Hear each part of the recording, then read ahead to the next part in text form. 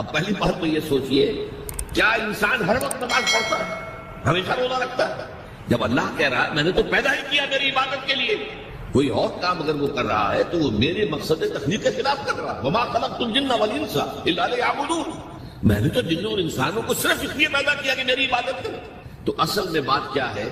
یہ نماز، روزہ، حج اور زکوٰۃ یہ بھی عبادات تو ہیں، اصل عبادت کچھ اور ہے۔ اصل عبادت کیا ہے؟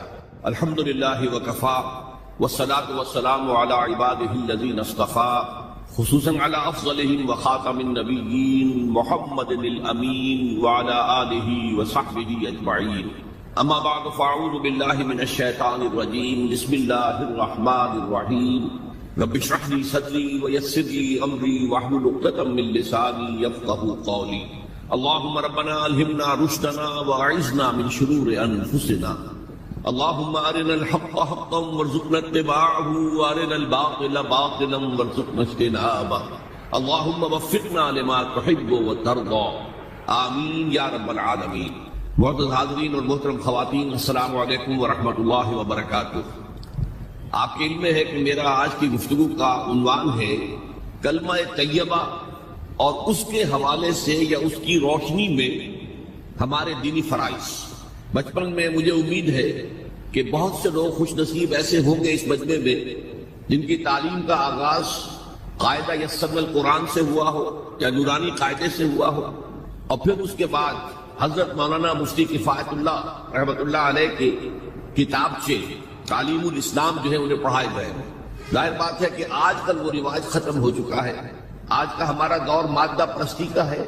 ہماری تعلیم میں بھی آپ کو معلوم ہے کہ کنڈر گارڈن جو ہے اس سے بات شروع ہوتی ہے، اور ممی اور پاپا یہ الفاظ جو ہیں بچوں کو سکھائے جاتے ہیں، اللہ اور اس کے رسول کا نام عام طور پر نہیں پڑھایا جا رہا۔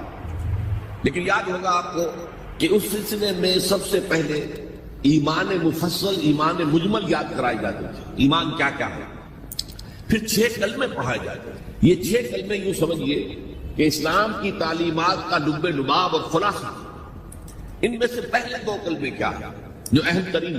کلمہ طیبہ لا الہ الا اللہ محمد رسول اللہ صلی اللہ علیہ وسلم، یہ مختصر ترین کلمہ ہے، اسے کلمہ طیبہ کہتے ہیں، اور یہ سمجھیے کہ ہمارے دین کی جڑ اور بنیاد اور اساس ہے۔ دوسرا کلمہ اسی میں لفظ شہادت کا اضافہ ہو کر اشہد ان لا الہ الا اللہ واشہد ان محمد رسول اللہ صلی اللہ علیہ وسلم۔ یہ کلمہ شہادت جو ہے یہ اسلام میں داخلے کا شاہدرہ ہے۔ شاہدرہ، در کہتے ہیں دروازے کو، شاہدرہ بہت بڑا دروازہ ہے۔ جو لوگ دلی سے واقف ہیں انہیں یاد ہوگا، معلوم ہوگا کہ دلی جو ہے وہ جمنا ندی یا جمنا دریا کے مغرب میں واقع ہے، اور مشرق سے جو بھی آتا ہے یو پی سے، اس کو پہلے ایک قصبے سے گزرنا پڑتا ہے جس کے بعد پل آتا ہے جمنا کا، اور اس قصبے کا نام ہے شاہدرہ آتا ہے۔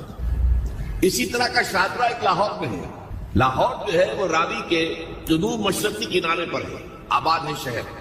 اب جو بھی پشاور سے، سرحد سے، اسلام آباد سے، پورے پنجاب سے لوگ آتے ہیں تو انہیں لاہور میں داخل ہونے کے لیے دریائے راوی کراس کرنا ہوتا ہے، لہذا وہاں بھی ایک قصبہ ہے جس کا نام شاہدرہ ہے۔ شاہدرہ یہ بڑا در ہے کہ جس سے داخل ہو کر آپ دلی میں یا لاہور میں داخل ہوں گے۔ اسی طرح میں نے عرض کیا کہ اسلام میں داخلے کے لیے شاہدرہ جو ہے وہ ہے اشہد ان لا الہ الا اللہ واشہد ان محمد رسول اللہ صلی اللہ علیہ وسلم۔ آج میں انہی 2 کے حوالے سے آپ کے سامنے کچھ باتیں رکھ رہا ہوں، باتیں بالکل بنیادی ہیں، اور میں سمجھتا ہوں کہ آپ کے ذہنوں کے اندر موجود ہیں۔ صرف یہ ہے کہ آپ نے شاید زیادہ کبھی شعوری طور پر توجہ نہ دی ہو اور ان کے بارے میں کہیں گہرا غور و فکر نہ کیا ہو۔ دیکھیے پہلا جز کیا ہے؟ لا الہ الا اللہ، کلمہ توحید ہے۔ یہ اللہ کے سوا کوئی معبود نہیں۔ اب اس کا تقاضا کیا ہے؟ اور دوسرا جز ہے محمد الرسول اللہ صلی اللہ علیہ وسلم، اس کا تقاضا کیا ہے؟ اللہ کے سوا کوئی معبود نہیں، معبود برحق صرف اللہ۔ اس کا کیا مطلب ہے؟ عبادت صرف اس کی ہو، کوئی معبود نہیں اللہ کے سوا، عبادت اسی کی ہو۔ اس عبادت کا مفہوم کیا ہے؟ قرآن مجید میں بہت سے انبیاء کی اور رسولوں کی دعوت بیان ہوئی، اور نام بنام کہا گیا ان کی دعوت کیا تھی؟ ان اعبدوا اللہ ما لکم من الہ غیرہ، اللہ کی عبادت کرو، تمہارا کوئی الہ اس کے سوا نہیں۔ اس کے ساتھ ہی بعض صورتوں میں ایک لفظ کا اضافہ ہوتا ہے، سورہ شعراء میں ان اعبدوا اللہ واطیعون، عبادت اللہ کی کرو، میری اطاعت کرو۔ تو اللہ کی عبادت کیا ہے، جس کے لیے سورہ ذاریات میں فرمایا وَمَا خَلَقْتُ الْجِنَّ وَالْإِنسَ إِلَّا لِيَعْبُدُونِ، میں نے نہیں پیدا کیا ہے جنوں اور انسانوں کو مگر صرف اس لیے کہ میری عبادت کریں۔ تو معلوم ہوا کہ لا الہ الا اللہ کا تقاضا کیا ہے، ہمہ تن ہمہ وقت اللہ کی عبادت۔ یہ عبادت کیا ہے؟ بدقسمتی سے مسلمانوں پر جو زوال آنا شروع ہوا خلافت راشدہ کے بعد سے، ایک زوال اسلام کا شروع ہو گیا، اگرچہ مسلمانوں کا تو عروج جاری رہا۔ دور بنو امیہ میں، دور بنو عباس میں دنیاوی اعتبار سے سطوت، شان اور شوکت بڑھتی چلی گئی، لیکن اسلام جو ہے اس کے اندر زوال شروع ہو گیا۔ سب سے پہلا زوال کیا آیا؟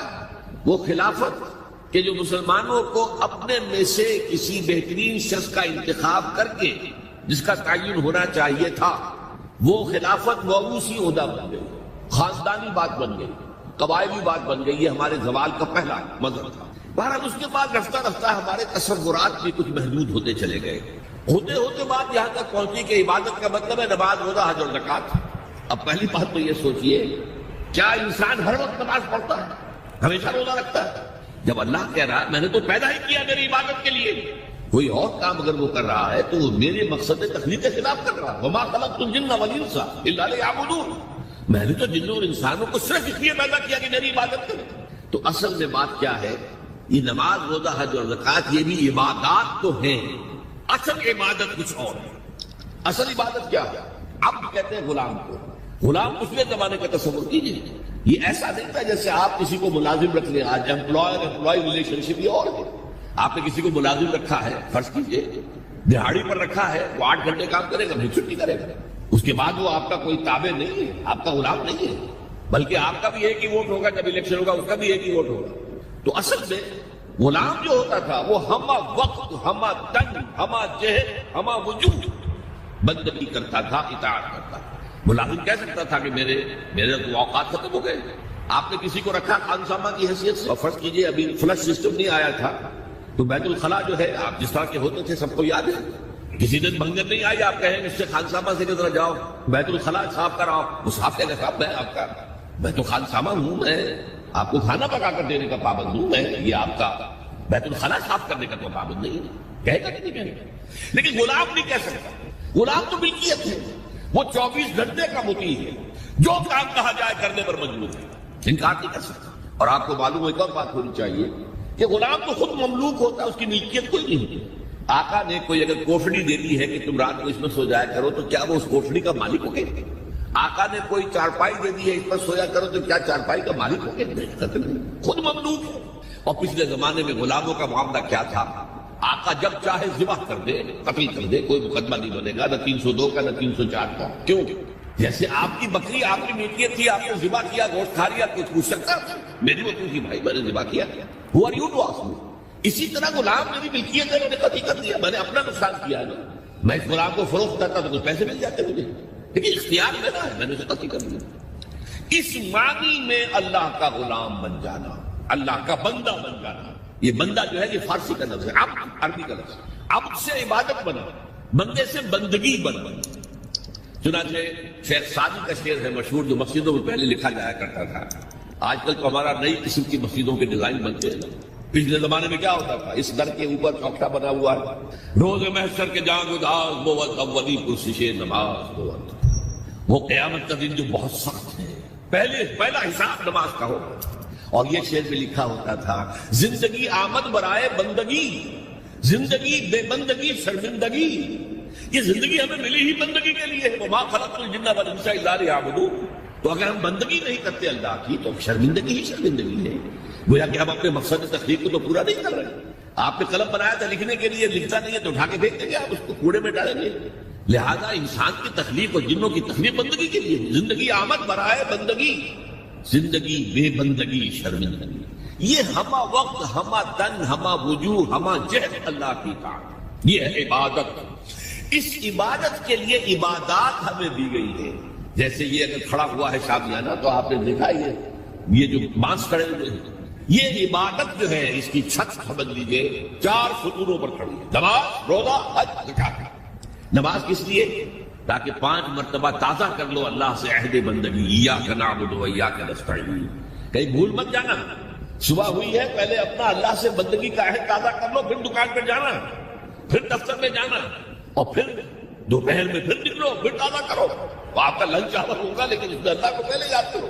پھر جب بہت زیادہ ایکٹیویٹی کا ٹائم ہوتا ہے شام کا، پھر یاد کرو اللہ کو عصر کے وقت، پھر مغرب کے وقت، پھر رات کو عشاء، 5 دفعہ یاد کرو اپنی صلاۃ ذکری، کہ تمہیں یہ بات یاد رہے کہ ہم اللہ کے بندے ہیں اور ہمارا کام بندگی ہے، ہما تن، ہما وجوہ، ہما وقت اللہ کی عبادت۔ روزہ کیوں دیا؟ تاکہ نفس کے اندر جو شیطنت ہے، ان النفس لامارۃ بالسوء، اس نفس کو کنٹرول کرنے کی عادت ہو جائے۔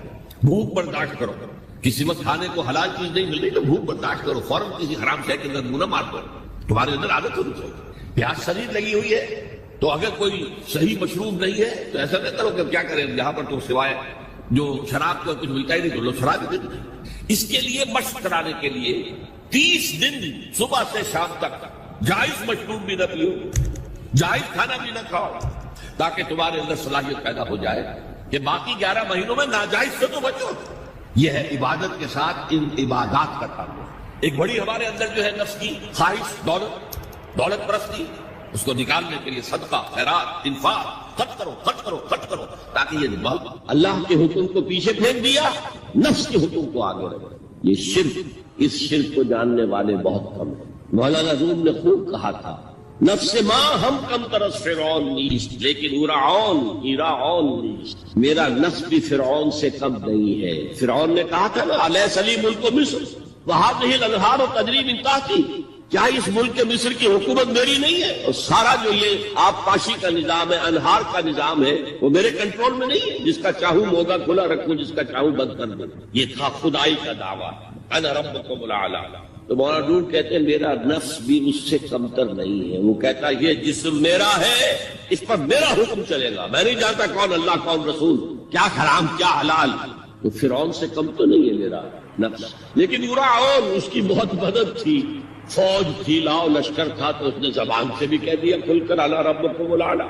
میں مسکین ہوں، غریب ہوں، میرے پاس کوئی طاقت نہیں ہے، میں زبان سے تو کچھ نہیں کہہ سکتا، اندر سے میرا نفس یہی کہتا۔ یہ نفس کی حکومت قرآن کہتا ہے، بحران ہوتا ہوں، 2 جگہ یہ مضمون آیا ہے، ارأیت من اتخذ الہہ ہواہ افانت تکون علیہ وکیلا۔ اے نبی تم نے دیکھا اس شخص کو، اس کے حال پر غور کیا جس نے اپنی خواہش نفس کو اپنا الہ بنا لیا۔ اللہ اکبر، الہ، لا الہ الا اللہ، کلمہ توحید کا مرکزی لفظ یہاں آ رہا ہے۔ من اتخذ الہہ ہواہ، جس نے اپنی خواہش نفس کو اپنا معبود بنا لیا، الہ بنا۔ افانت تکون علیہ وکیلا، کیا آپ ایسے شخص کی کوئی ذمہ داری لے سکتے ہیں؟ سود حرام ہوا کرے جی، حرام ورام، ہمارا دھندا جو ہے وہ آگے بڑھ نہیں سکتا، اللہ کے حکم کو پیچھے ڈالا، نفس کے تقاضے کو آگے رکھا۔ کون معبود ہے آپ؟ نام عبداللہ رکھیے، نام عبد الرحمان رکھیے، ہے عبد النفس، نفس کے بندے، نفس کے غلام۔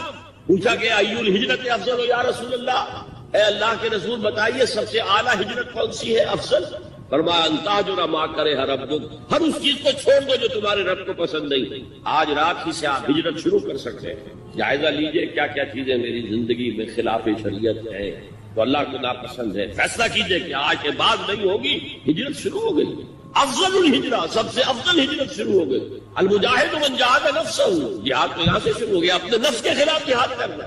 صبح نفس نے کہا ابھی سو جاؤ، آپ نے نفس کی بات کو رد کیا، اپنا کمبل اٹھا کے پھینکا، اٹھے، وضو کیا، نماز کے لیے آپ مسجد چل دیے، آپ نے جہاد کیا نفس کے خلاف، یہ افضل الجہاد ہے۔ افرأیت من اتخذ الہہ ہواہ افانت تکون علیہ وکیلا، کیا تم نے غور کیا اس شخص کی حالت پر جس نے اپنی خواہش نفس کو اپنا معبود بنا لیا، الہ بنا لیا، کہہ رہا ہے لا الہ الا اللہ، لا الہ الا اللہ، لیکن الہ تو اس کا نفس ہے۔ ظاہر بات ہے فرعون نے اگر دعویٰ کیا تھا میں تمہارا خدا ہوں، انا ربکم الاعلی، تو کیا اس کا مطلب یہ تھا کائنات میں نے پیدا کی، تمہیں میں نے پیدا کی؟ ذرا سوچیے، کیا وہ بزرگ موجود نہیں ہوں گے جنہوں نے اسے دیکھا ہو کہ آج اس کی ولادت ہوئی تھی، کل اس کی کوئی اور سیری بنی ہوئی تھی؟ یہ کیسے دعویٰ کیا تھا؟ میرا حکم چلے گا، میں نہیں جانتا، الیس لی ملک مصر، مصر کی حکومت میری ہے کہ نہیں؟ قرآن حکیم نے بھی سورہ آل عمران کے آخری رکوع میں ذکر کو سب سے پہلے اور سب سے اہم عامل کی حیثیت سے شمار کیا۔ چنانچہ اس کی پہلی آیت جو ہے سورہ آل عمران کے آخری رکوع کی، اس میں تو وہی مضمون جو میں بیان کر چکا وہ آیا ہے، ان فی خلق السماوات والارض واختلاف اللیل والنہار لآیات لأولی الالباب، یقیناً آسمانوں اور زمین کی تخلیق میں اور دن اور رات کے الٹ پھیر میں نشانیاں ہیں ہوش مندوں کے۔ ان کے ذریعے سے انسانی شعور کے اندر وہ معرفت رب اجاگر ہوگی۔ وہ پہلا مرحلہ اس نے طے کر لیا، وہ ڈورمنٹ معرفت اب ایکٹیویٹ ہو گئی۔ اب مزید فکر کا مرحلہ ہے جو اگلی آیت میں آیا ہے، الذین یذکرون اللہ قیاما وقعودا وعلی جنوبہم ویتفکرون فی خلق السماوات والارض ربنا ما خلقت ھذا باطلا سبحانک فقنا عذاب النار۔ یعنی تفکر جو ہے ویتفکرون فی خلق السماوات والارض، وہ تفکر کرتے ہیں، غور و فکر کرتے ہیں آسمان اور زمین کی تخلیق میں، لیکن اس تفکر کے ساتھ لازماً ذکر اور ذکر مدام، ذکر بھی وہ کہ جو مستقل ہو، ہر حالت میں ہو۔ الذین یذکرون اللہ قیاما وقعودا وعلی جنوبہم، وہ لوگ کہ جو اللہ کو یاد رکھتے ہیں، اللہ کا ذکر کرتے ہیں، کھڑے ہوئے بھی، بیٹھے ہوئے بھی، اور اپنے پہلوؤں کے بل یعنی لیٹے ہوئے بھی۔ اب ان تین کے سوا تو کوئی پوزیشن انسان کی نہیں ہے، اسی کا نام ہے دوام ذکر۔ اور اس کے ساتھ اگر وہ تفکر کرتے ہیں تو ان کا فکر اگلی منزل تک پہنچتا ہے۔ تو پہلی شے تھی فکر انسانی کی صحیح رخ پر مزید پیش قدمی اور پیش رفت، اور اس کے لیے لازم ہے ذکر و فکر کا امتزاج۔ دوسری چیز کو لیجئے عمل کی درستی۔ اس عمل کی درستی کے لیے اللہ تعالیٰ کے ساتھ ایک گہرے تعلق کی ضرورت، اس لیے کہ صبر کی بحث میں یہ مضامین شاید آپ کے سامنے آ گئے ہوں کہ صبر، جہاں مصیبت پر صبر ہوتا ہے، تکلیف پر صبر ہوتا ہے، اللہ کے احکام پر جمنا یہ بھی صبر ہے، نفس کی خواہشات کی باغ کو تھام کر رکھنا، کھینچ کر رکھنا یہ بھی صبر، اور استقامت کسی شے پر قائم رہنا یہ بھی صبر۔ تو عمل صحیح پر استقامت کے لیے وَاصْبِرْ وَمَا صَبْرُكَ إِلَّا بِاللَّهِ، اس صبر کی سب سے اہم جو بنیاد ہے، اس کا جو سب سے بڑا ذریعہ ہے، اس کا جو سب سے بڑا سہارا ہے، وَمَا صَبْرُكَ إِلَّا بِاللَّهِ، اس کے لیے ضرورت ہے ایک گہرے تعلق کی کہ اللہ کے ساتھ ایک ایسا تعلق برقرار رہے جو نہ صرف گہرا ہو بلکہ دائم و قائم مسلسل۔ ذرا ظہور ہوگا تعلق مع اللہ میں، ذرا کمی آئے گی، شیطان کا وار کاری ہو جائے گا۔ اسی کو حضور نے حدیث میں یوں تعبیر کیا ہے تمثیلاً کہ جو دل اللہ کی یاد سے غافل ہے اس پر، فارسی کا وہ مقولہ بھی ہے کہ خانہ خالی را دیو میں گرت، گھر خالی رہے تو جنات اس پر دیو جو ہے آ کر قبضہ جما لیتے ہیں۔ تو خانہ خط قلب جو ہے اگر یاد خدا بندی سے خالی ہو گیا تو شیطان ابلیس لعین اپنی تھوتنی ٹکا دیتا ہے۔ یہ لفظ آتا ہے سور کے منہ کے لیے تھوتنی، جس طرح اس کا نکلا ہوا سا منہ ہوتا ہے آگے، تو یہ لفظ استعمال کیا گیا کہ وہ اپنی تھوتنی انسان کے دل پر جما کر اور پھوکے مارنے شروع کر دیتا ہے۔ تو شیطان کو موقع ہی کم ملتا ہے جب انسان کے تعلق مع اللہ کے اندر کرے، وہ خانہ بالکل خالی ہو گیا ہو یا اتنا ضعیف ہو گیا ہو کہ کل عدم ہوتا ہے، گویا کہ نہیں۔ تیسری چیز کی طرف آئیے، روحانی ترقی۔ روحانی ترقی کے لیے میں ایک اصطلاح کے سامنے لا رہا ہوں، اس سے مراد کیا ہے؟ روحانی ترقی کے لیے ہماری دینی اصطلاح ہے تقرب الی اللہ، اللہ سے قریب تر ہوتے چلے جانا۔ اس پر میرا ایک کتابچہ بھی ہے، تقرب الی اللہ کے دو مدارج، دو درجے، جو در حقیقت ایک حدیث نبوی علیہ الصلوۃ والسلام ہی پر مبنی ہے کہ حضور نے ایک درجہ قرار دیا ہے تقرب بالفرائض، فرائض کے ذریعے سے انسان اللہ کے قرب حاصل ہے۔ ایک ہے تقرب بالنوافل، نوافل کے ذریعے سے اللہ کا قرب حاصل ہے۔ ان میں کیا نسبت و تناسب ہے، اہمیت کے اعتبار سے کون بڑھ کر ہے، بلندی کے اعتبار سے کون بڑھ کر ہے، یہ تمام مسائل میں نے اپنی اس تقریر میں بیان کیے تھے جو اس کتاب سے شائع ہوئی ہے۔ اس وقت میں اس کی تفصیل میں نہیں جا رہا، صرف یہ تذکرہ اس لیے کر رہا ہوں کہ جن کو بھی خواہش ہو جائے وہ اس کا مطالعہ کرے۔ ہماری اس وقت کی گفتگو سے وہ کتاب کیا اس جگہ پر منسلک ہوگا۔ تو تقرب الی اللہ، یہ تقرب کوئی فزیکل فینومینل نہیں ہے، جسمانی یا مادی مسئلہ نہیں ہے۔ اللہ سے قرب یہ نہیں ہے کہ کوئی کروڑوں میل کا فاصلہ ہے، اب ہمیں وہ رسی پر چڑھنا ہے اوپر بڑی محنت اور مشقت سے، فصل تو ہے ہی نہیں، فاصلہ ہے ہی نہیں، موڈ ہے ہی نہیں۔ نحن اقرب الیہ من حبل الورید، ہم تو انسان سے اس کی شہرگ سے بھی زیادہ قریب۔ ہوا معکم اینما کنتم، وہ تو تمہارے ساتھ ہی ہوتا ہے جہاں کہیں بھی تم